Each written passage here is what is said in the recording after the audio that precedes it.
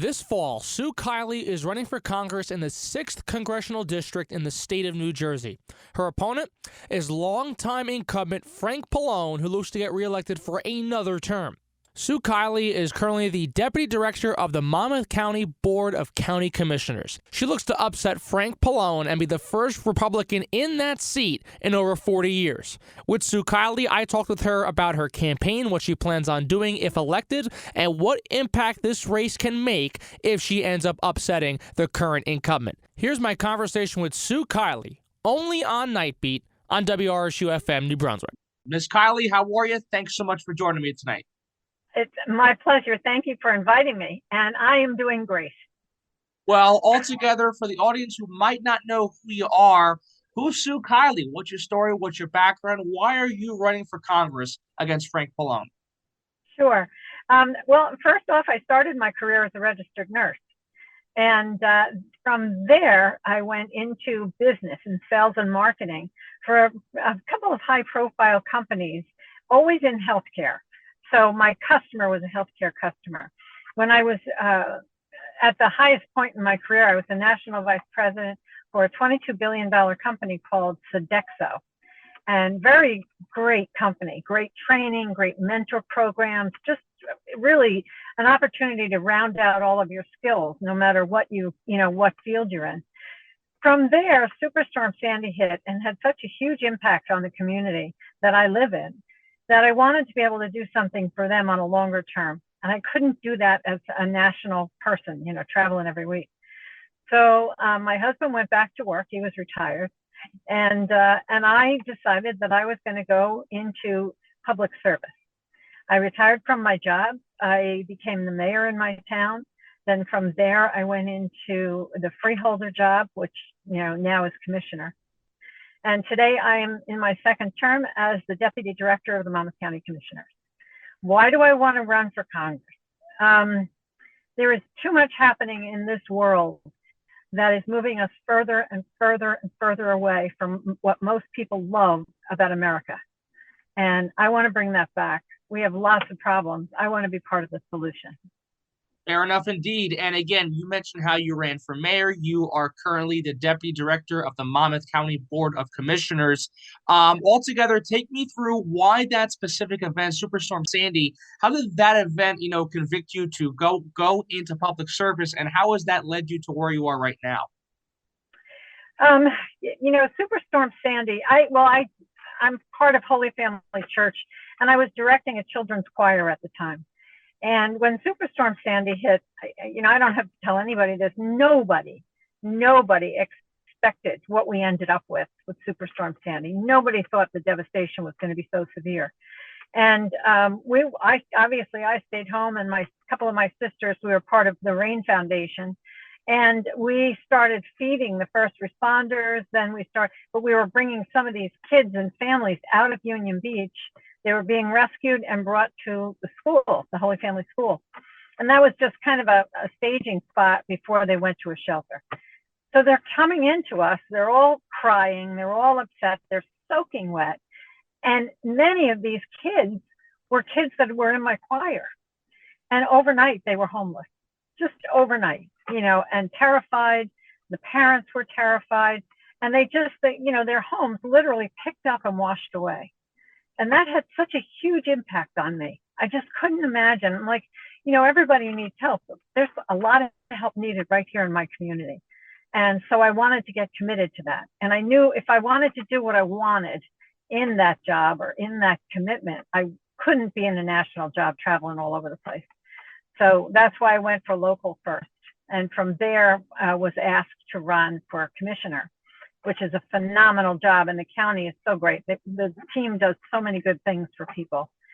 And, Frank Pallone's been around for a very long time. And I, in my opinion, has stopped really doing much. I don't know when he stopped, but, he's not addressing the economy. He's not addressing inflation. He's not addressing the things that our children are going to be taught in the school. And there are so many big issues. And Frank is the chairman of energy and commerce. I mean, where are our biggest problems? So it made me think it's my turn. It's my turn.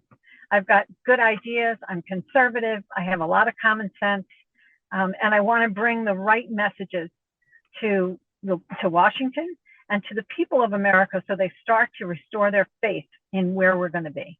Absolutely. And again, before we touch upon all of that, I want to backtrack to your current position. You are the Deputy Director on the Monmouth County Board of County Commissioners. You're serving a 3-year term right now. It's your second year of that 3-year term. Take me through what you're doing right now in that position. So I got to tell you, it's a great job and a great opportunity to help people in our local community. All of the commissioners, we all work together, but we're all assigned specific areas that we oversee or we liaison to. Mine is health and human services, and that includes mental health, social security. It includes addiction. It includes moms and babies that are struggling to raise their children. There's a very large number of departments that fall under that. And what we discovered was that there are great resources out in the community for anybody that needs them, but people just don't know they exist. So we created an organization called Monmouth ACTS, ACTS, and that means Assisting Communities Through Services. And we got all of the services together. We created one group, and now we all know what each other does, where we're located, how to find us, and how to get the help. So now if you go into, let's say you're homeless, and you really need to find a place to live, and you find a homeless resource for you. If you say to them, I'm also struggling with my XYZ, unlike in the past, that person will say, well, I can help you with that too. And they will walk you through the system to the other departments you need so that you're not desperately trying to find all the resources that you need. And it has really worked very, very well. And we've been able to help a lot of people with it. And the next generation of that, which is what we're doing now, is going out into the community, because a lot of people are embarrassed or afraid to go to someone they don't know and say, hey, look, I'm in trouble. So we've reached out to pastors and priests, resources in the community that people trust and that they talk to. So now they can go and talk to those people who they trust and find out the same things about the resources because they're important. They're a part of the network now. Absolutely, indeed. And again, Frank Pallone, your opponent, he's been in Congress for over 30 years. In your view, why is it time for him to move on, and why are you the right candidate to replace him? Let's say you do so. Thank you. A couple of things. Frank Pallone's been in for a very long time. He has not once voted unlike Nancy Pelosi. He votes on every single thing she votes on. He votes the same way. That's number one. He's not speaking for his constituents. He's speaking for his party. The other thing is that, in the last 2 years, because Frank has such seniority, it's him, Nancy Pelosi, and Joe Biden that are really working together and calling the shots. And I don't like any of their shots. They create this bill, inflation reduction, and it does nothing to reduce inflation. Our inflation was 1.2 when Biden took office, and now it's 8.4. But, what's wrong with this picture? It's just the timing is right because too many things are falling apart. A recession is pending. Our kids are not getting the education they need in the schools. There's just so much, crime is out of control all over our state. And yet they're supporting defund the police. How do you expect to tackle this crime scenario or crime spree if you don't have enough officers to do it? So, it just goes on and on. Energy, Frank is in charge of energy, right? I think you need a healthy mix of different energy sources.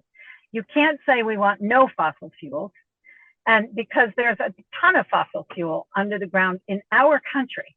And if we could start tapping into some of that, maybe we could get back to energy independence. But, we were there, so why can't we get back there? Solar panels and wind turbines and electric, I think that's all important, but all in a well-balanced plan. We're talking about now in California, they have all the electric cars, and now their governor is telling them you can only charge them between this time and this time. and they're expecting they're going to have a lot of shortages in electricity in people's homes. And all of the prices for gas and electric are going up nationwide. This is not the way America should be run. And again, for Frank Pallone, you mentioned he is, again, the House Energy and Commerce chair of that committee. Let's say you were in his spot, or let's say you were in Congress during this whole time period where we're seeing high record gas prices. We're seeing energy dependence again on these OPEC nations. Under Donald Trump, America was energy independent for the first time in 75 years. So when we go to what Trump did, we fast forward to what's going on now with Joe Biden. If you were in Congress during that period of time where it is right now, what would you have done differently? Well, I wouldn't have done the, what is it, $4 trillion of reckless spending, in my humble opinion. I think we have to have better decisions, and we have to work them through to a natural conclusion. Not, let's do this, let's give this, let's go there. Well, let's figure out what the budget looks like, what we can afford and what we can't. Because that's the way I run my household. If I can't afford something, I can't have it right now. I have to plan to have it in the future.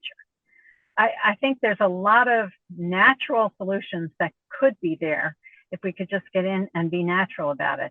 I think politics sometimes runs decisions more than common sense or an interest in doing good for the community. Fair point indeed. And again, you see it on both sides. You see it on the left, right, what have you. Politics is such a dirty game, as many folks say, where it's just, my party, my agenda, whatever it is. And for the good of the people, we'll take care of that later. But altogether, when it comes to, this issue and inflation and things like that, we've been seeing the current government, the Biden administration, just print tons and tons and tons of money. And it's really going nowhere with it. I mean, Joe Biden in May of 2021, Congress, and then he signed it, put through the American Rescue Plan, which was a $1.9 trillion package to take care of COVID. But Sue, and to be honest with you, if we really look at the factors of it, 1.7 or 1.9 trillion did nothing about COVID-19 or any issues involving COVID-19. So when it comes to the spending and the overall, inflation that's going on because of spending and printing money again and again and again, if you were in Congress, how would you have advocated against that? Well, there's a couple of things in your statement. First of all, you have to effectively be able to spend the money you've got. And many counties didn't do that, at least in my experience. Monmouth County, I've got to give a lot of credit to my counterparts and to our director, Tom Arnone. What we did was we made arrangements for an outside company to come in.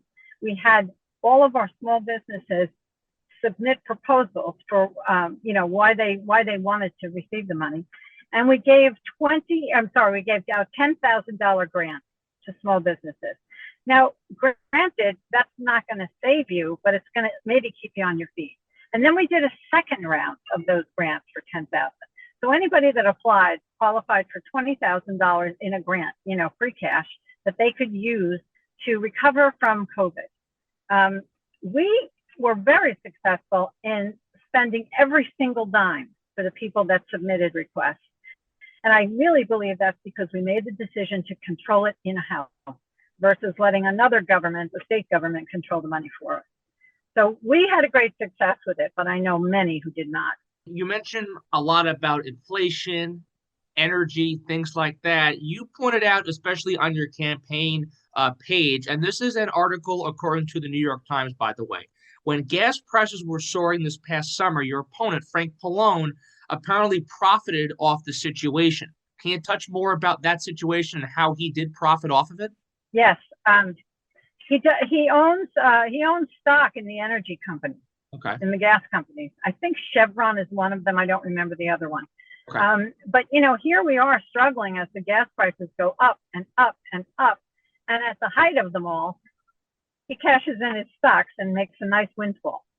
To me, that's self-serving, but it's certainly not helping the community. I'm sure he made a fortune.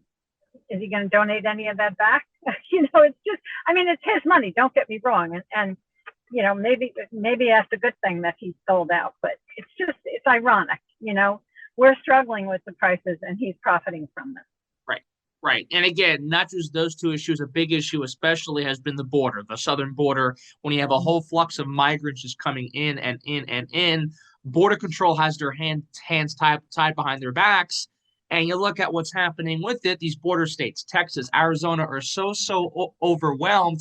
They are now shipping migrants across to cities like New York. Now, call it a political stunt, call it whatever you want, but for over a year, this issue has not been handled. And Vice President Kamala Harris, who's been tasked with the border, has not been there one single time. So when it comes to the border situation, what are your takes on that? And how would you solve the problem if you were in Congress? I would say let's finish the wall. Let's get some, IT or some knowledge into what else we can do to be able to protect that wall.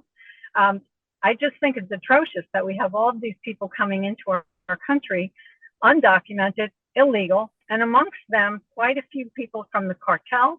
Right. And the drugs, the fentanyl that's coming in is just mind-boggling.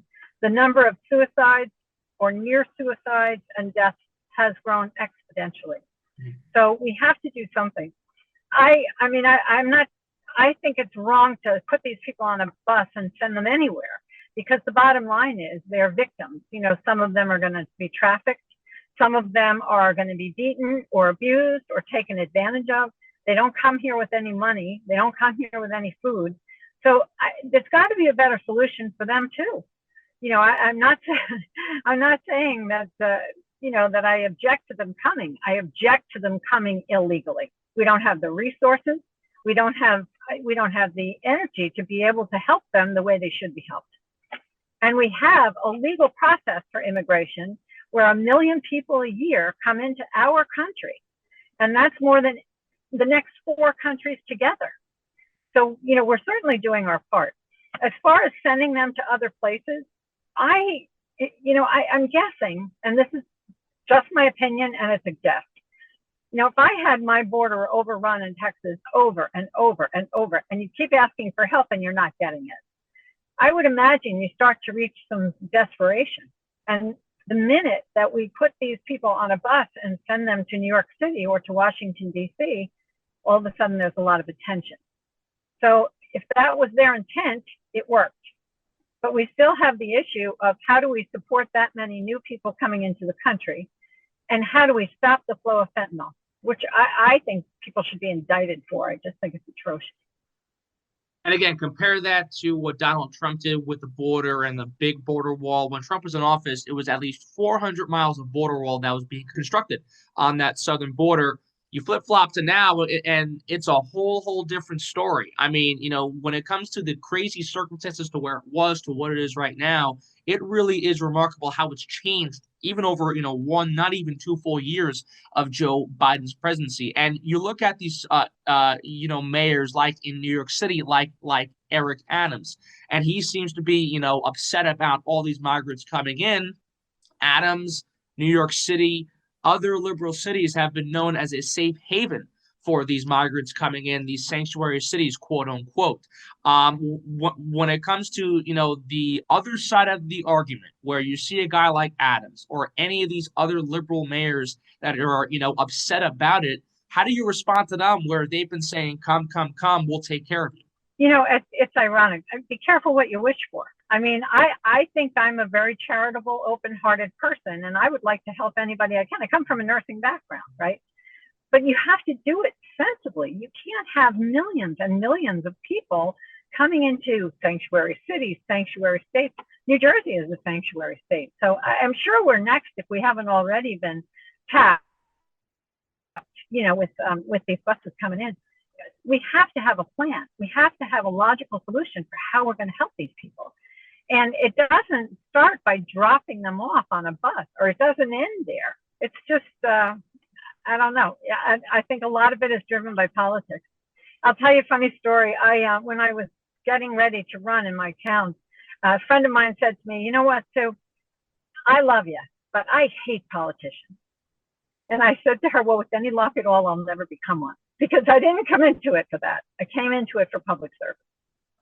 For sure. And again, we look at the art of politics, today especially, and the focus is on many politicians, getting in, focused on being reelected. and getting as many benefits as they can going forward. I mean, Congress has no term limits, and you see the main effects of that going forward. So really, when it comes to the heart of the job, how come your heart is different, where again you come off where you want to serve for the good of the people, you want to get things done, and then when you look at some other Congress people, left, right, whatever party they are, that's not their motive. So what makes you stand out from certain Republicans or Democrats as well? I had a very successful career in business and in nursing. And I was to a point where I could have retired very happily, but I wanted to serve. I wanted to help my community. But I didn't, I wanted to prove that I was good at it, of course, but I didn't have anything else to prove. I didn't have any aspirations to move to this level and that level and that level. I just wanted to make a contribution. And I think a lot of politicians go into it with their eye on the next step and the next step and how do I get there? And that sets me apart from a lot of people that come in because they want to move into a higher office or the next office or the next office. So when they're making decisions, they're not always thinking, let's just do what's right for the people. They're thinking, let's do what's right for the people as long as it coincides with political wins. Now, I'm being very bold. I don't think everyone thinks that way. I really don't. But I do think there's a piece of that goes into making decisions. And I don't care if it is a piece of it. What I care about is that what we're doing makes sense for the people that are going to be receiving those services. That's my focus. You've talked a lot about healthcare. Again, you were a former nurse before you came into the public service world of politics and things like that. What would your healthcare plan look like? Or let's say, again, you get to Congress, you represent New Jersey in the way you hope to do. What would healthcare look like from your perspective? Well, I think it would look different than it does now. I know Frank Pallone takes credit for creating the Affordable Care Act. And there were things in there that were flawed that we need to look at again. Let me make a long story short. We have a lot of analysis to do of the existing plan.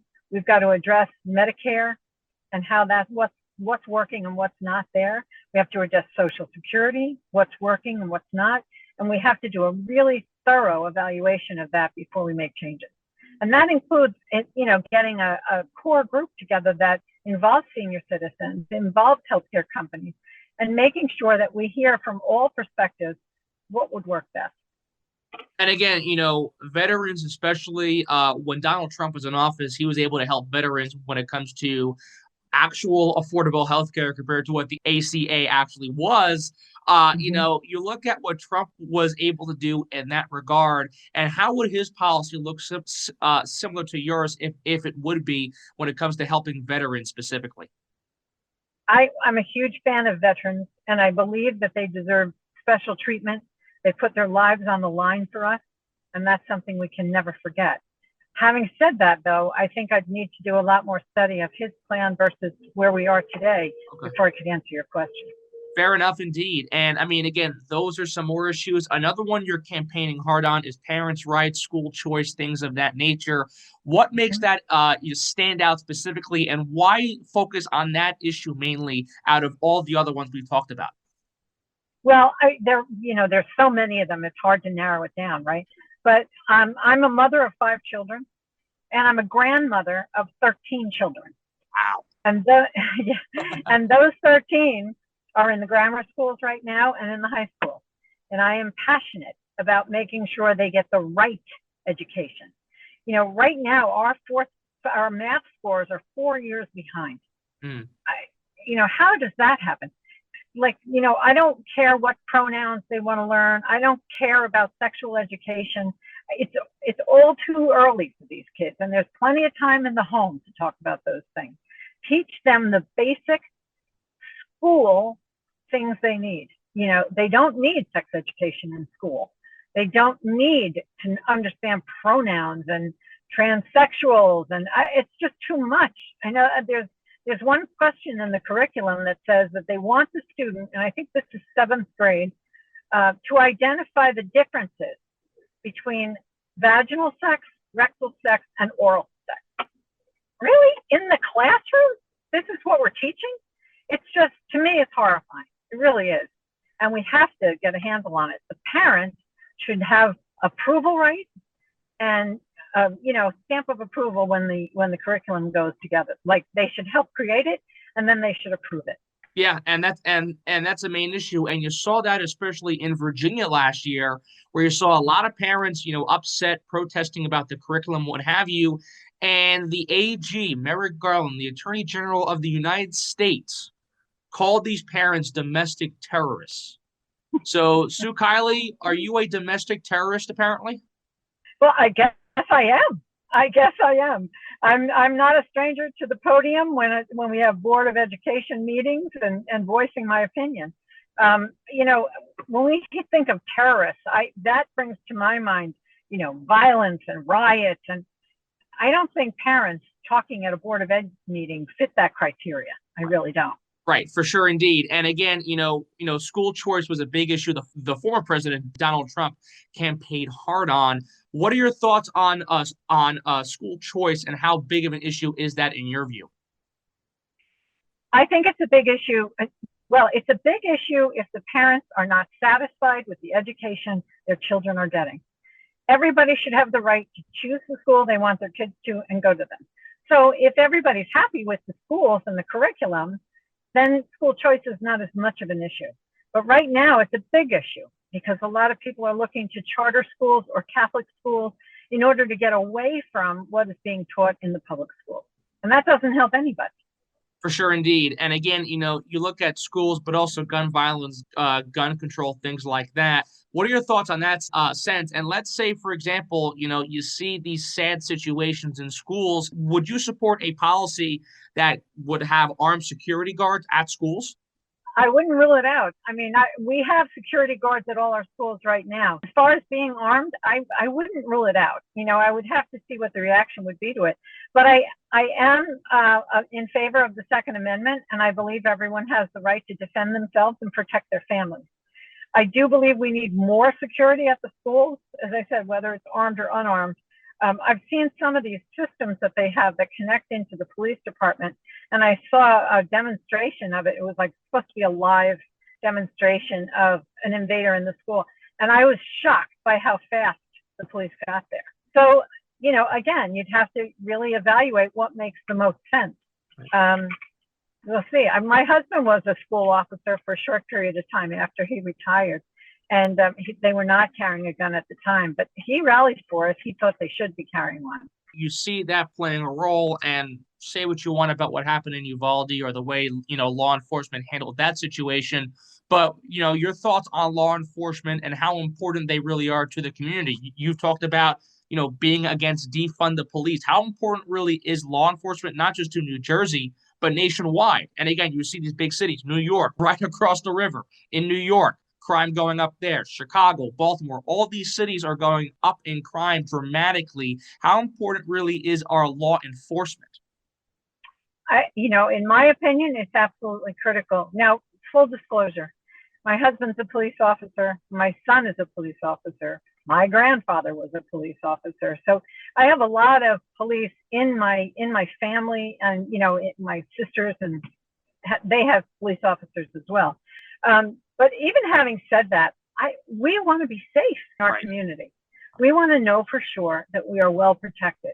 And that involves two things, catching and treating criminals as criminals, not letting them out the next day, and having enough police presence to be able to serve the community.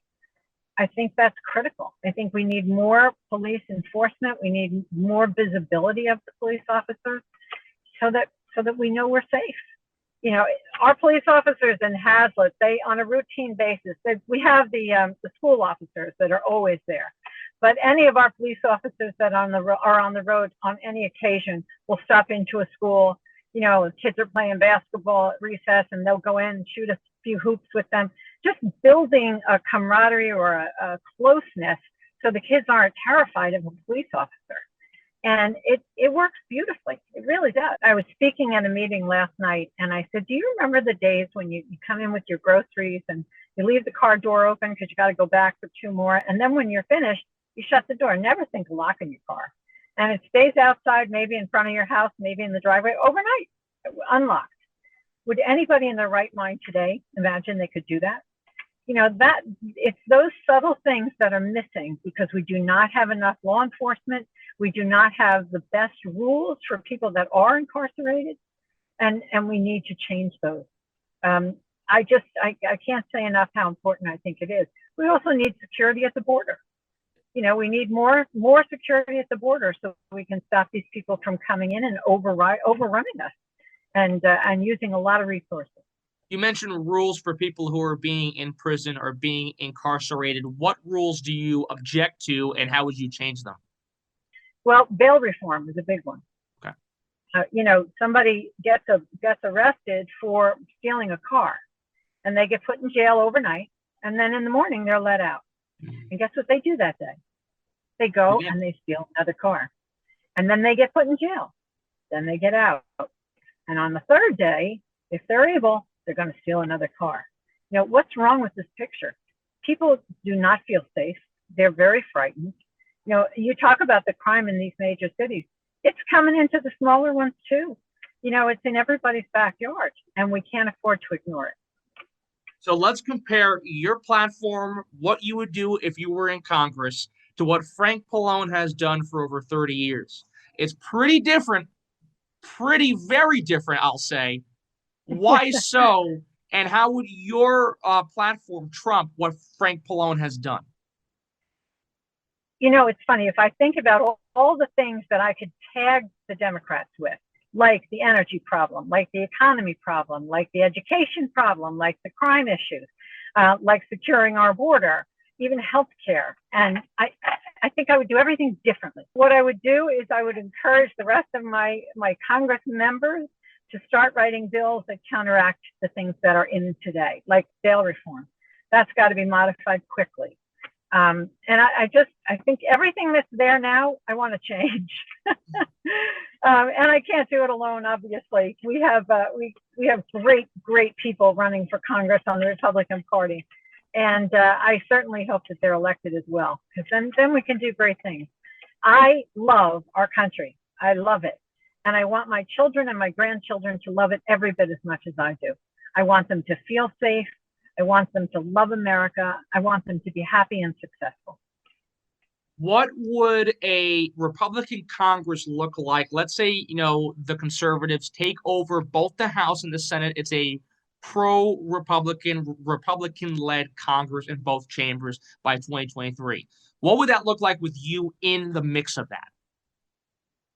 Wow, that's a great question. Well, first of all, you probably always see me with a big smile on my face, because I'm assuming that we would have made some changes and we would be proud of what we're doing. So that's what and I don't get me wrong. I know things don't happen overnight, and I know there's a lot of work involved in reversing some of the things we've seen. So we're not going to see it overnight. But the fact that we're together, we're like-minded, and we're working on change, I'll take it. Absolutely. And, we look at the stakes of this election, but also the history as well. Let's say you win this election, Sue Kiley. You'd be the first Republican in over 40 years to be in the 6th congressional district, representing that district in Congress. And you'd be the first female since the 1960s to also be in that spot. Let's say you beat Frank Pallone, pull off this upset, and make your way to Congress by January 2023. What would that mean for women and women in the Republican Party specifically? Wow. I am a huge advocate for women. I was part of a women's leadership group at my previous high school, where we brought the girls in and we taught them about empowerment and how to do speeches. And I'm a huge advocate for women. And I would love to see and talk to as many of them as possible and encourage them to get involved. I have great admiration for women that are in leadership, because they do things a little bit differently than men. And I would strongly encourage that. The other thing I wanted to say before I forget is I am very faith-based. I believe that if I win, it's because God wanted me to be there. And I really do believe that. I believe there's a higher power, if you will, over all of us that really knows the course we're taking. And I sure hope he likes the course I'm on. Yes, for sure indeed. And again, Sue Kiley, looking to make history, not just be the first person to defeat Frank Pallone in Congress, but to be the first Republican to serve in the 6th Congressional District in over 40 years, to be the first female since the 1960s to serve in that spot. And Sue Kiley looking to join a whole bunch of other people in Congress for the Republican Party. Let's say she gets there, as the Republican Party is looking to take back the House and the Senate in 2022. And again, we've talked about the party as a whole, but we mentioned women in the party. Elise Stefanik is someone who at least stands out to me when it comes to Republican leadership in the House, in the Republican Party altogether. What would it be like to work with someone like her? It's funny you bring her up. Elise Stefanik endorsed me. And I was thrilled with that because I have the ultimate respect for her. She's a smart lady and she makes good decisions. And again, let's say you work hand in hand with her. What can you learn from her? Where, again, she's been there. She is risen up to one of the top, roles of leadership in the House for the Republican Party. Let's say, you get there and you work with her. What would it like working hand in hand with someone like her? I think it would be very exciting, because she's been there long enough. She knows the drill. She knows how things work. I can bring a lot of ideas. Sometimes you need to know the process to take you to a conclusion. And boy, if Elise doesn't know that, I don't know who does. So I'm very excited with the opportunity of working with her. Absolutely. And again, not just those folks, but folks like Kevin McCarthy and Jim Jordan, Steve Scalise, those leaders as well. They have a lot of knowledge, a lot of insight on how the system works and how to, run shop over there. And again, let's say it's a whole Republican majority and you're a part of that. I would think it'd be very, very intriguing to work with those folks and how to turn things around, especially right now. Exactly. That's the exciting part. Well, again, Sue Kiley running for Congress in the 6th Congressional District in the state of New Jersey. Her opponent, longtime incumbent Frank Pallone.